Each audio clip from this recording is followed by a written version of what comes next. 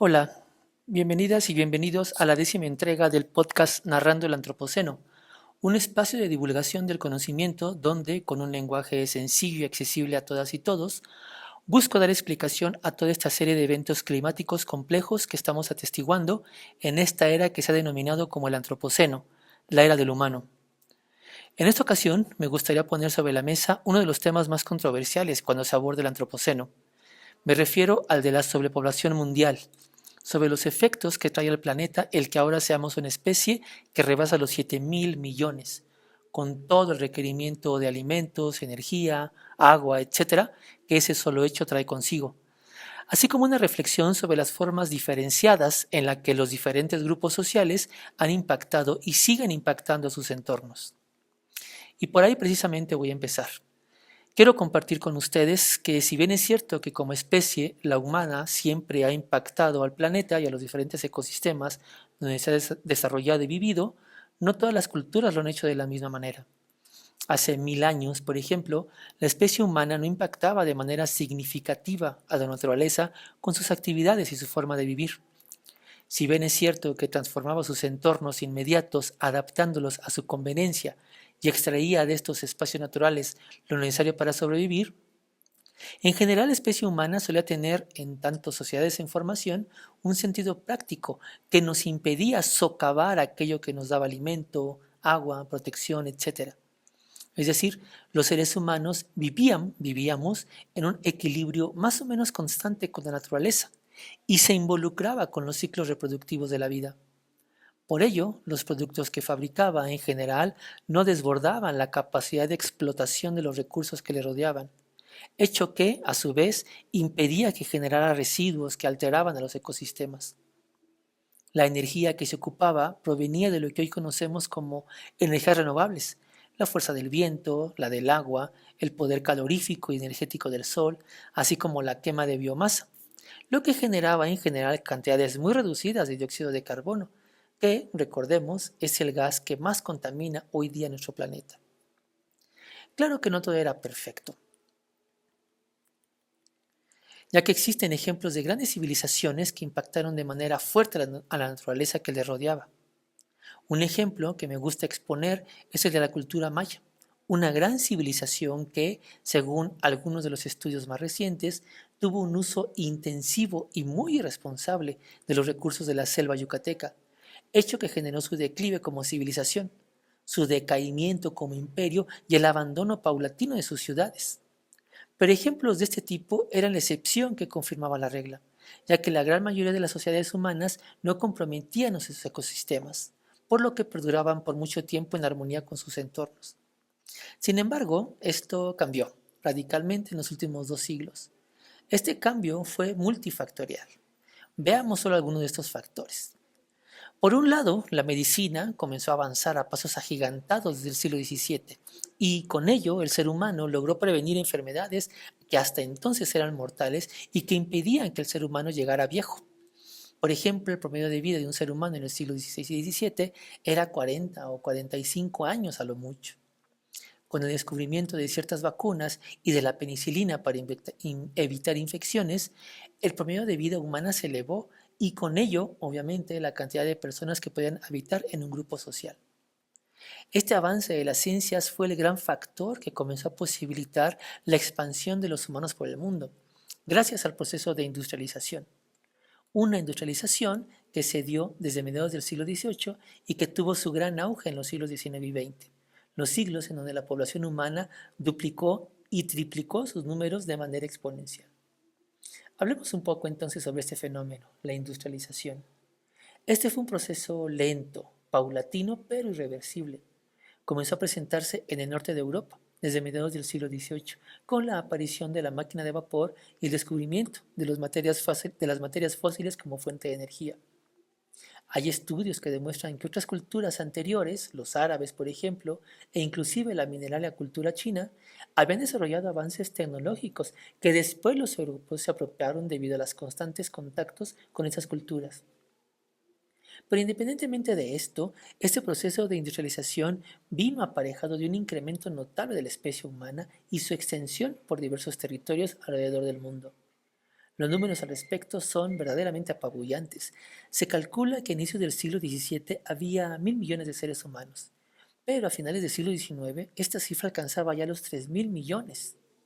Y con la explosión demográfica y económica producto de la industrialización y la urbanización, en el siglo XX esta cifra se duplicó y alcanzamos los 6.000 millones. Naciones Unidas calcula que, de seguir dicha tendencia, antes de 2050 alcanzaremos los 8.000 millones. Es una expresión demográfica que no tiene comparación ni precedente alguno con otra especie sobre el planeta. Ahora bien, enfocémonos en las repercusiones ambientales de esta explosión demográfica, los cuales son muy evidentes. Una mayor demanda de alimentos, de servicios básicos para una vida digna como agua, energía, el manejo de residuos, la movilidad, el trabajo digno, educación para todas y todos, entre muchísimas otras cosas. Nombraré solo algunas de las consecuencias ambientales asociadas a la sobrepoblación mundial. Primero, el uso desmedido de recursos naturales. Cuando la población supera la capacidad de carga del ecosistema, se agotan recursos como el agua, los alimentos y las fuentes de energía fósil. Esta exigencia constante de recursos somete a presiones de muy diverso tipo estos ecosistemas, generando un desequilibrio que en diferentes niveles ha colocado a estos entornos en grados diversos de estrés, desde aquellos que se ven afectados por la desaparición de especies hasta aquellos que han sido fuertemente impactados a niveles de devastación y muerte. Segundo, esto nos conduce a la destrucción de los hábitats. El aumento de la población mundial generó un fenómeno que define al antropoceno, la urbanización.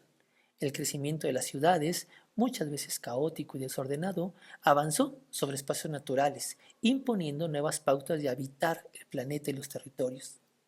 Las ciudades llenan todo de concreto, arrasan con espacios verdes.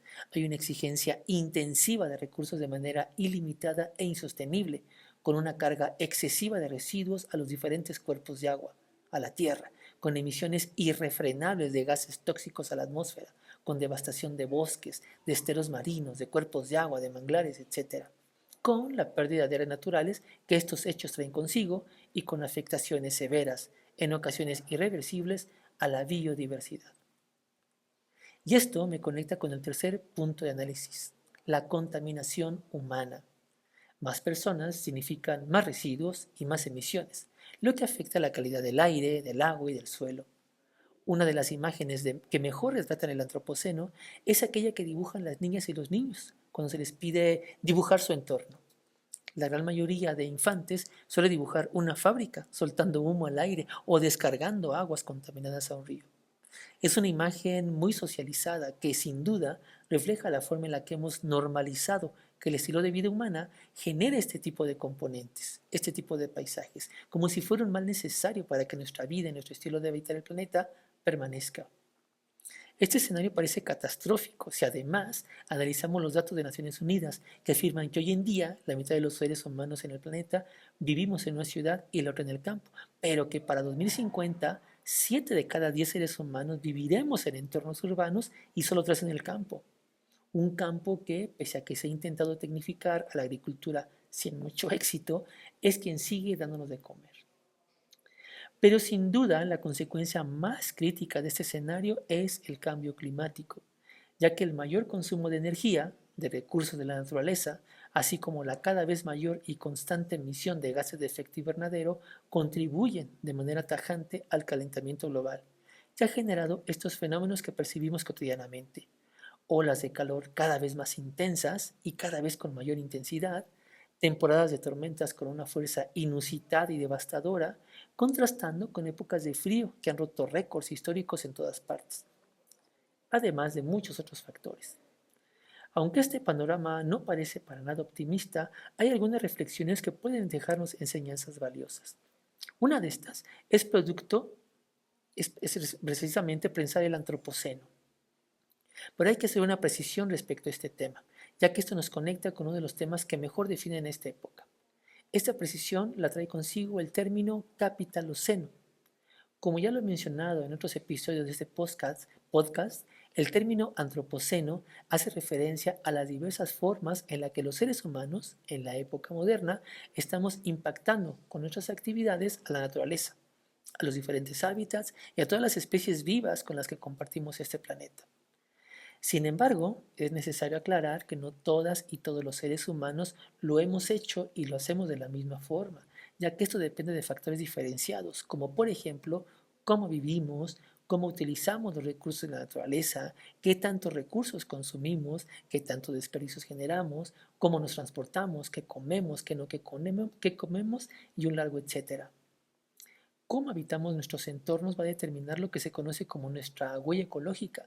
Y esa huella es muy distinta, por ejemplo, de un indígena que habita en una comunidad anclada a un bosque, a una persona que habita en una ciudad, en una megalópolis, con altos ingresos y que puede utilizar muchos recursos.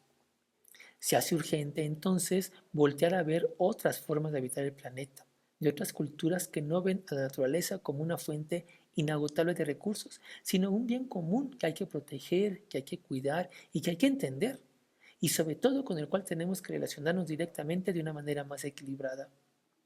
Es decir, solo conociendo a la naturaleza seremos capaces de comprender cómo cuidarla, cómo respetarla y cómo conservarla, aunque seamos 8.000 millones.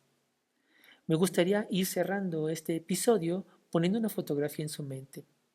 Si juntáramos en este momento a todos los seres humanos en el mismo espacio, llenaríamos el espacio que ocupa un estado como Colima. Eso nos puede dar una dimensión de lo grandioso, de lo enorme que es nuestro planeta y que es muy probable que, aunque seamos muchísimos, los recursos que nos otorga serían suficientes para poder albergarnos como especie al lado, claro, de todas las demás especies con las que compartimos el planeta. Pero esto depende si logramos hacer de nuestra vida algo más sostenible, comprando solo lo necesario, repensando nuestras ciudades, valorando más los bienes comunes por encima de las cosas materiales, consumiendo local, transformando hábitos muy arraigados entre las y los seres humanos con respecto al uso de la energía y un largo, etcétera. El reto de convivir 8.000 millones con las otras especies del planeta es monumental, tan monumental como el esfuerzo que se requiere para cambiar nuestra forma de habitar el planeta, tan monumental como la catástrofe que se puede avecinar de no hacer estos cambios radicales. Bueno, y con este día termino este episodio de este podcast, esperando que se haya comprendido, que me haya explicado bien. De cualquier forma, siempre estoy al tanto de comentarios, reflexiones y también de dudas que dejen tanto en la caja de comentarios aquí en Spotify como en el video de YouTube que subo con la misma charla, pero con un videíto al respecto. Les leo también con gusto en Facebook, donde posté el promo de este podcast. Sin más, me despido, diciendo lo que dicen todas y todos. Dale like, comparte, comenta y sobre todo reflexiona. Esto es Narrando el Antropoceno. Gracias y hasta la siguiente entrega en 2 semanas, donde abordaré un problema que nos está desbordando, el problema del agua. Hasta entonces.